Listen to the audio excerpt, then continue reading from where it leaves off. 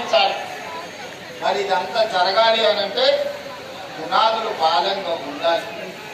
108 సంవత్సరాల చరిత్ర కలిగిన ఈ ఉస్మానియా యూనివర్సిటీని కాలగర్భంలో కలపడానికి కొంతమంది కుట్రలు చేసి ఆ కుట్రలను ఛేదించి మీరు ప్రజాపాలన తెచ్చుకున్నారు. ఎవరి గురించి రాజకీయ విమర్శలు నేను చేయదలుచుకోలేదు. 2 ఏళ్ల నుంచి మాట్లాడుతున్నారు కొంతమంది.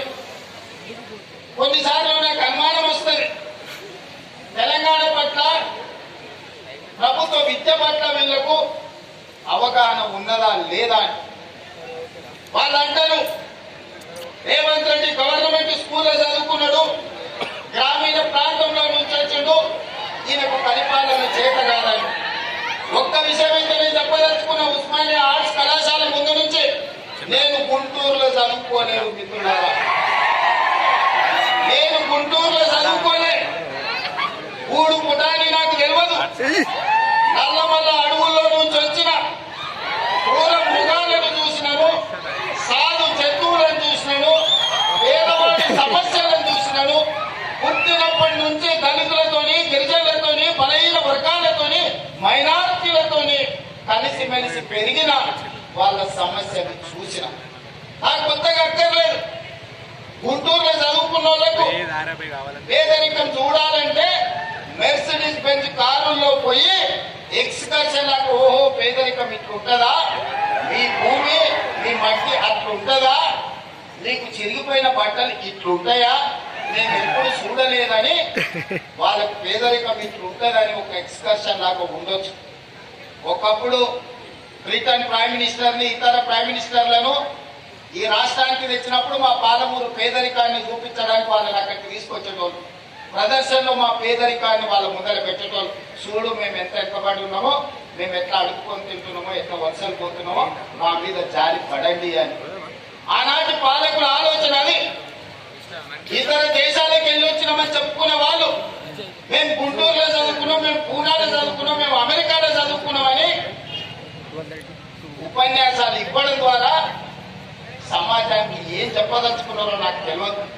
కానీ నేను స్పష్టంగా గ్రామీణ ప్రాంతంలో వ్యవసాయ కుటుంబం నుంచి వచ్చిన నేను ప్రభుత్వ పాఠశాలలో నేను చదువుకుని, ప్రభుత్వ కళాశాలలో నేను చదువుకుని, నాకు భాష గొప్పగా రాకపోవచ్చు, కానీ ప్రజల యొక్క మనసును తెలుసుకునే విద్య నాకు వచ్చు.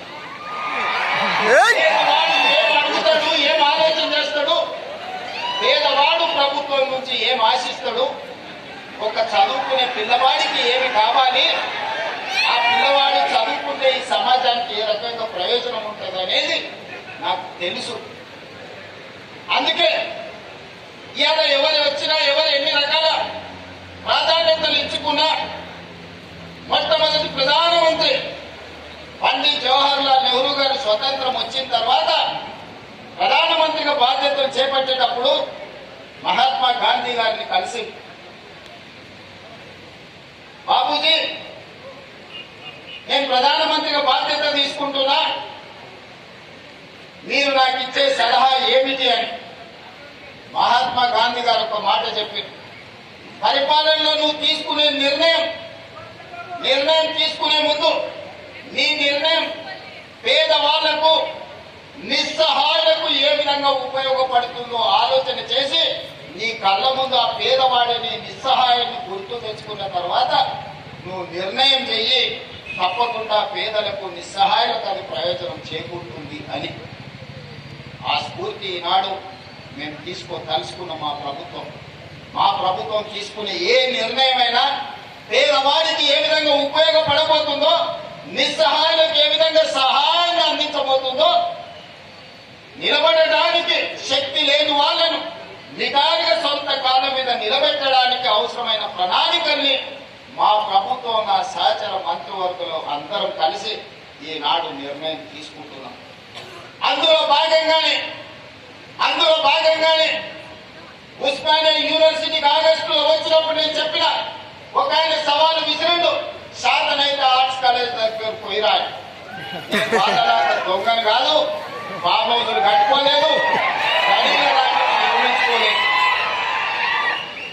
ఉన్నదేదో నాకున్నది, నాకు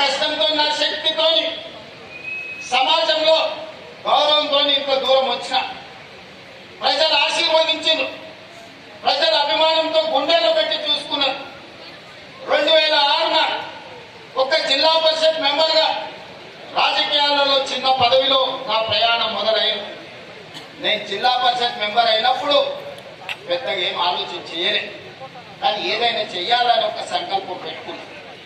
ప్రజలు ఆశీర్వదించారు. జడ్పీటీసీ అయినా, ఎమ్మెల్సీ అయినా, ఎమ్మెల్యే అయినా, ఎంపీ అయినా ఈనాడు ఈ దళితులు, ఆదివాసీలు, గిరిజనులు, బలహీన వర్గాలు, మైనారిటీ సోదరులు, రైతులు, మహిళలు, యువకులు నిండు మనసుతో ఆశీర్వదిస్తే ఈ రాష్ట్రానికి ముఖ్యమంత్రి అయి మీ సోదరుడిగా ఆర్ట్స్ కళాశాల ముందు నిలబడ్డా. ఇంతకంటే గొప్ప అవకాశం జీవితంలో ఎవరికైనా వస్తుందా? లక్షలాది మంది, కోట్లాది మంది కోరుకుంటారు ఈ పదవి, కానీ అవకాశం ఏ ఒక్కరికో వస్తుంది. మీరందరూ కలిసి ఈ అవకాశం నాకు ఇచ్చింది. అందుకే చరిత్రలో శాశ్వతంగా నిలబడే కొన్ని మంచి పనులు నేను చేయదలుచుకుంటున్నాను. చరిత్ర సజీవ సాక్షిగా నిలబడాలి. చాలా మంది 2 ఏళ్లలో నువ్వేం చేసినావయ్యా, మేము చూడు 10 ఎకరాలలో ముఖ్యమంత్రి బంగళా కట్టుకున్నాం, 25 ఎకరాలలో పాలించడానికి సచివాలయం కట్టుకున్నాం. తెలంగాణ ప్రజలే కాదు, ఆలు మొగళ్ళ మధ్యలో కూడా నిఘా పెట్టడానికి కమాండ్ కంట్రోల్ రూమ్ కట్టుకున్నాం. 1,00,000 కోట్లు పెట్టి కాళేశ్వరం కట్టుకున్నాం. మేము చూడు ఎన్ని కట్టినామని ఒక 4 చెప్పి వాళ్ళు చేసే శాంతే కాదు, 4 ఎప్పుడు చర్చిస్తాం. నేనేం చెప్పినా అంటే నేను కూడా 4 చేసిన. తెలంగాణ రాష్ట్రం వచ్చిన తర్వాత ప్రతి బడిలో, గుడిలో వినిపించవలసిన జయ జయ హే తెలంగాణ మీరు తొక్కి పెడితే రాష్ట్ర గీతంగా మార్చిన నేను.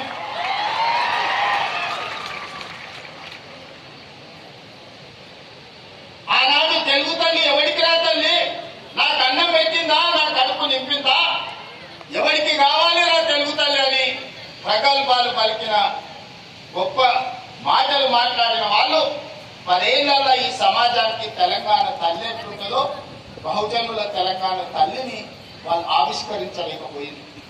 అందుకే త్వరల గడియలలో పెరిగిన తెలంగాణ తల్లి కాదు, బహుజనులలో బస్తీలలో నుంచి వచ్చిన తెలంగాణ తల్లి నిండు మనసుతో దర్పం ముట్టిపడేలా ఈ జాతికి తెలంగాణ తల్లిని అంకితం చేసి ప్రతి సంవత్సరం డిసెంబర్ 9 నాడు తెలంగాణ తల్లి అవతరణ ఉత్సవాలను జరుపుకునే సమస్యని మనం పరిష్కరించుకున్నాం.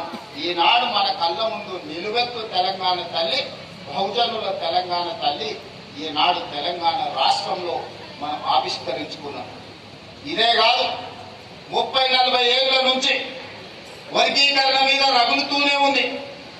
నీవులు కప్పిన నిప్పుల వర్గీకరణ సమస్య మన యూనివర్సిటీలలో, మన కళాశాలల్లో, మన గుండెల్లో, మన మనసుల్లో ఎప్పటికప్పుడు ఆ సమస్య రగులుతూనే ఉంది. ఆ సమస్య మా దళిత బిడ్డల మధ్యలో ఒక విభజన రేఖను గీత గీసింది. దేశంలో ఏ రాష్ట్రం కూడా ఈ సమస్యను పరిష్కరించడానికి ఆలోచన చేయలేదు. 2 వర్గాలుగా విడిపోయిన మా దళిత బిడ్డల్ని ఒక దగ్గర కూర్చోబెట్టాలంటే ఈ సమస్యకు శాశ్వత పరిష్కారం ఉండాలి అని మాదిగ ఉపకులాల వర్గీకరణ సమస్యను పరిష్కరించి ఈనాడు శాశ్వతంగా సమస్యకు ఒక పరిష్కారాన్ని చూపించి మా దళిత సోదరులందరూ ఒక్క దగ్గర కూర్చునే విధంగా ఎవరు ఎంతున్నారో వాళ్ళకంత ఇవ్వాలి అన్న ఆలోచన చేసి మొట్టమొదటి రాష్ట్రం తెలంగాణ రాష్ట్రం ఇలా వర్గీకరణ సమస్యను పరిష్కరించింది. ఇది సామాజిక సమస్యను మా ప్రభుత్వం పరిష్కరించింది. ఆనాడు తెల్ల దొరలు ఉన్నప్పుడు జనగణ